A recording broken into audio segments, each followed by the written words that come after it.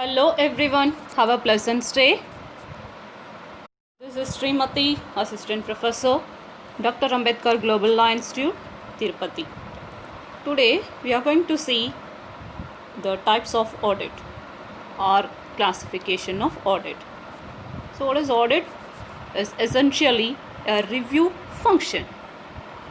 So the audit conducted by professionally competent person who is about independent of the enterprise is concerned with reviewing whether the business events have been measured and communicated through financial statements in accordance with the generally accepted principles of accounting and also as per the legal requirements which has been applicable to the business.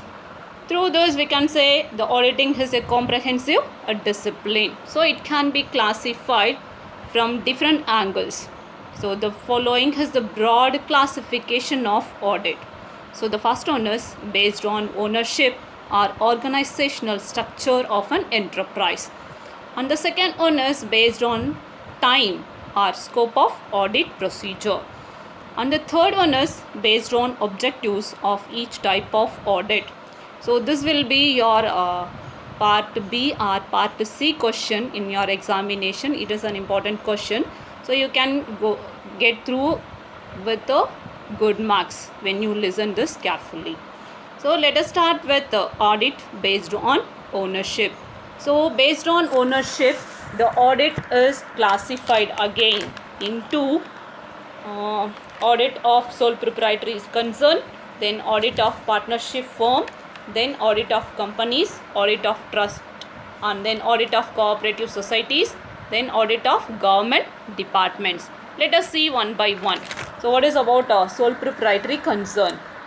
So here the sole proprietors are not required by any law to have their accounts audited, since they are individual owners and then it is about a small concern. They do not require, or the law is not required them to get the books of accounts audited. But here the persons who are having the large incomes with the different sources, then say for example like from properties and shares etc., then whose expenditures are vast and varied, then they used to get their accounts audited.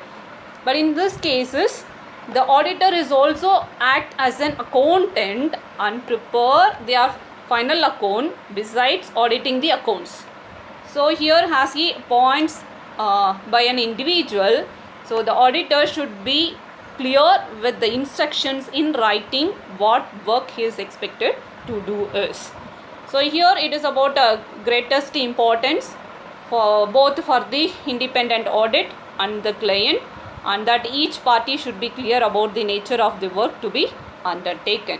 So what are the advantages of this sole proprietary concern audit? Means these individuals are assured with his accounts properly maintained by his staff and there is no error and fraud of any type in the books of accounts. And then this helps the individuals in assessment of their tax liabilities. So the appointment of auditor keeps a moral check on the staff of the accounts department. So the staff cannot under any circumstances commit any mistakes with the accounts. So this is about related to sole proprietary concern. And the next one is audit of partnership firm. So here the majority of agreements of partnership provide for accounts of the partnership firm to be audited by an independent auditor. So here according to the Partnership Act 1932 does not require the partnership firm's books of accounts to be audited. But in case partners decide to get the accounts of partnership firm audited, then the auditor is appointed by an agreement and his rights and duties are determined by a mutual agreement between auditor and his client. So here the auditor should always bear in mind that the person, that is auditor, is jointly and severally liable to all the partners. So he has to read clearly related to the partnership deed. regarding his appointment and liabilities. Usually, in large number of cases, the auditor is called upon to act as an accountant also, and he is asked to prepare the final accounts of the firm besides auditing the accounts.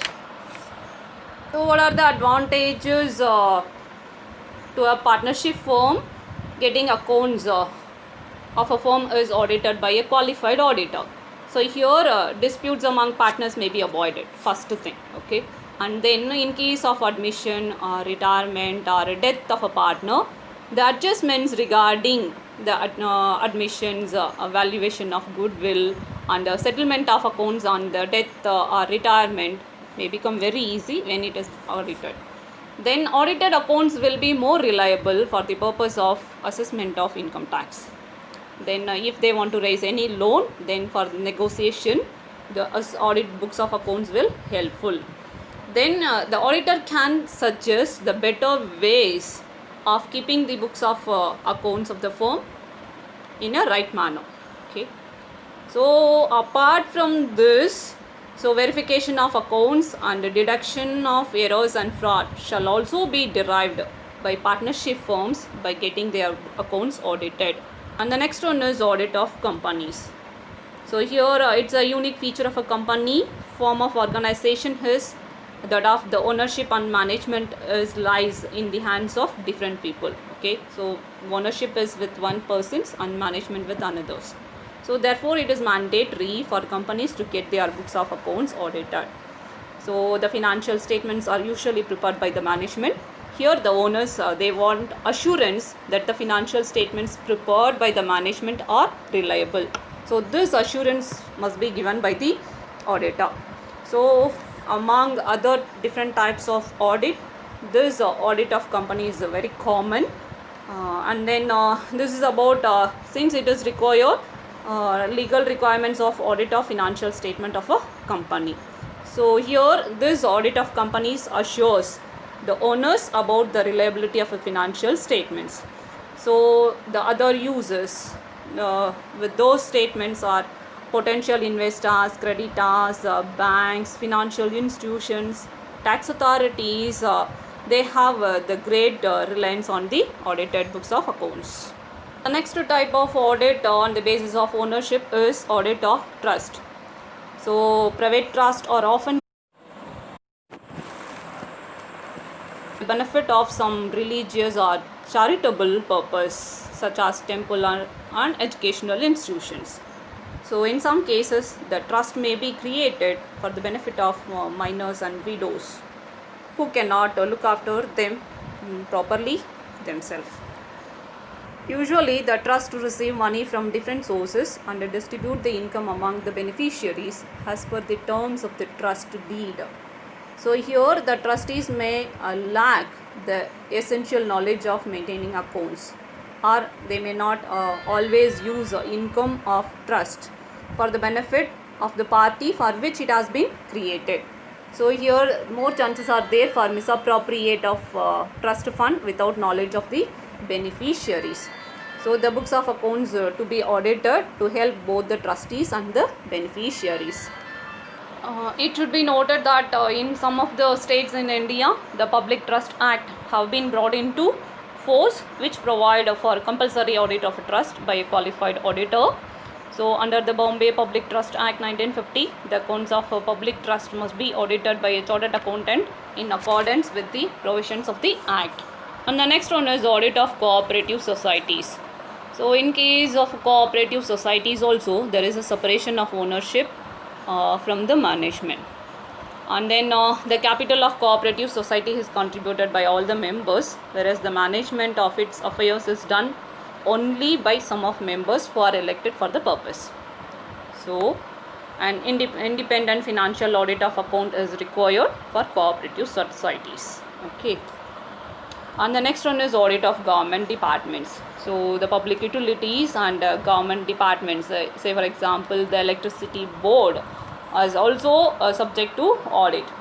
So this is about, according to the Constitution of India, makes the requirements of such audit.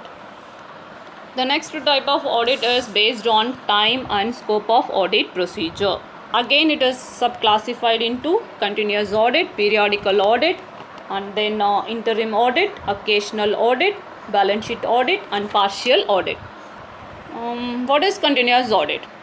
So here the external auditor staff is occupied in a detailed examination of the books of accounts of the client the whole year round, that is with a regular intervals. Example, weekly, once in a week or once in a month or once in a quarter, the auditor comes and makes an audit. So that is called continuous audit.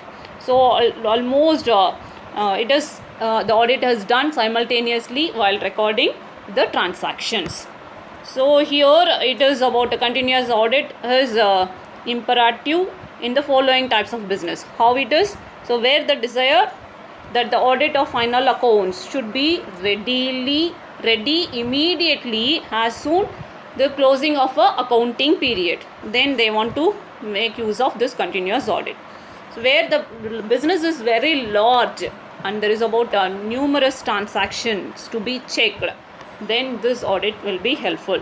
Then where there is no satisfactory and effective system of internal check in force in the organization, then where the monthly final accounts are required. So what are the advantages of continuous audit?